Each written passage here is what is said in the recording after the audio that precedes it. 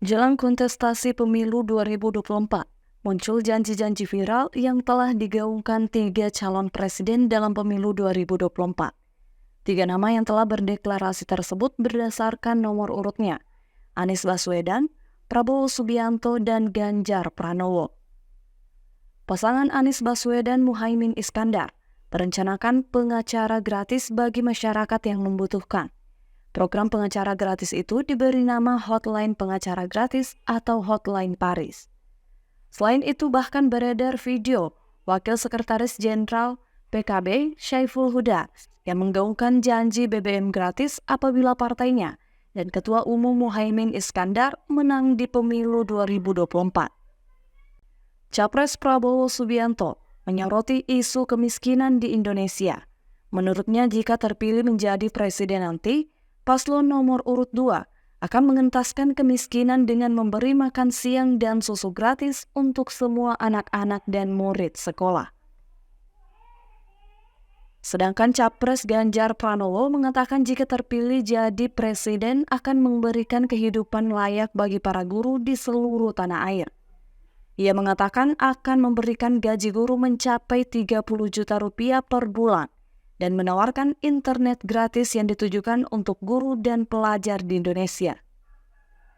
Tetapi, siapa yang dapat mencerna dengan mudah 10 program unggulan Anies Muhaimin atau 17 program unggulan Prabowo Gibran atau bahkan 21 program unggulan tim Ganjar Mahfud? Di balik semua janji itu, ada konsekuensi anggaran yang tentu tidak sedikit. Saya kira semua yang disampaikan itu mungkin itu kita diakses, tapi tentu tidak serta-merta, tidak semudah membalik telapak tangan begitu, karena tentu ada prakondisinya. Contoh misalnya, menaikkan gaji guru misalnya sampai pada proses 30 juta dari yang sekarang, itu kan tentu kita akan bertanya di mana sumber dananya. Kalau kita bicara sumber dana, dari mana sumber penerimaannya? Nah, kalau kita bicara sumber penerimaan, apakah sumber penerimaan kita selama ini bisa dimaksimalkan untuk mencapai aspek itu, membiayai itu, atau kemudian inefektivitasnya, misalnya ada boros anggaran selama ini bisa diminimalkan, kemudian bisa di-switch ke situ. Itu prinsip dasarnya adalah butuh prakondisi untuk mencapai itu. Makan siang gratis tentu kan kita bicara tentang sesuatu yang harus disediakan. Untuk menyediakan tentu butuh biaya. Pertanyaannya dari mana biaya itu akan diambil? Kita kalau misalnya itu dari negara berarti kan dari anggaran negara. Kalau kita bicara anggaran negara, sekali lagi kan tentu kita bicara dari mana sumbernya. Sesuatu yang selama ini tidak ada misalnya, tiba-tiba diadakan berarti kan harus ada pos baru.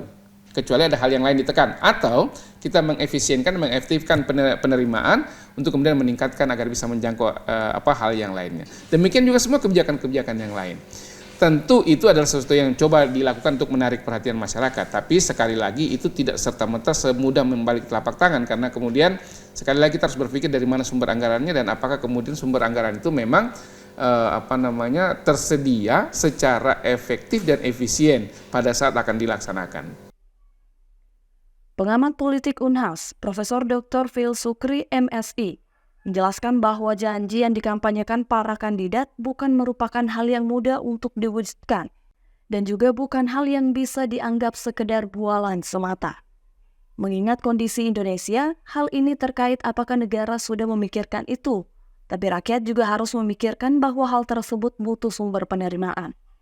Hal ini ditujukan agar ketika salah satu kandidat menang, dalam kontestasi tersebut tidak serta-merta menjadi bahan perdebatan untuk segera diwujudkan.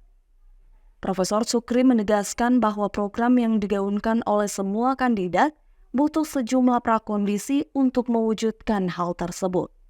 Rahmatia Nabil Taman, Unhas TV.